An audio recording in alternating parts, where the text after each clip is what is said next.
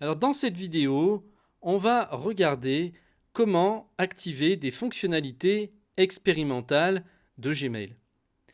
Alors c'est ça qui est super avec Gmail, c'est que c'est une messagerie qui évolue tout le temps et qui met en fait en test des fonctions avant de les officialiser, de les mettre, de les intégrer complètement à Gmail.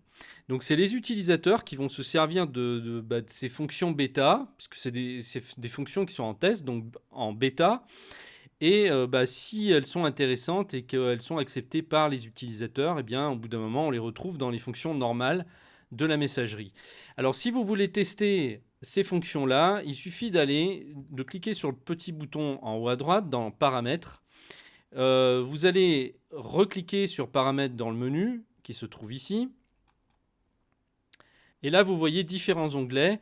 Vous allez cliquer sur celui qui s'appelle Labo.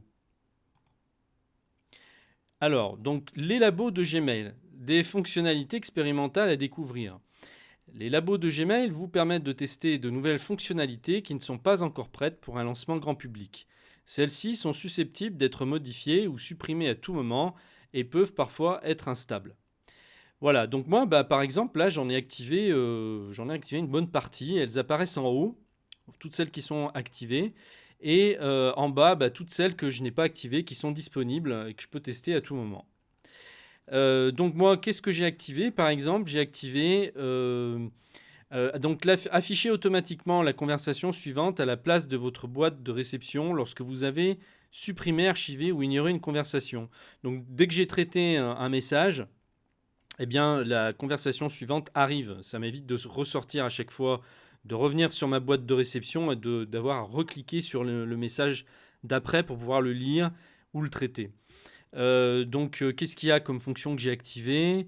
Donc image de profil dans le chat, donc permet d'afficher l'image figurant dans le profil de vos amis lorsque vous chattez avec eux.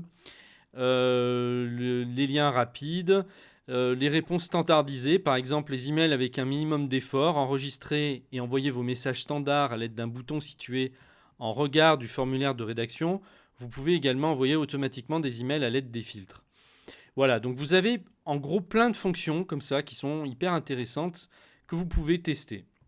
Donc dès que vous voulez la tester, d'abord vous regardez si elle vous intéresse, vous regardez le descriptif et ensuite vous faites activer, vous cliquez sur activer et tout en bas vous faites enregistrer les modifications.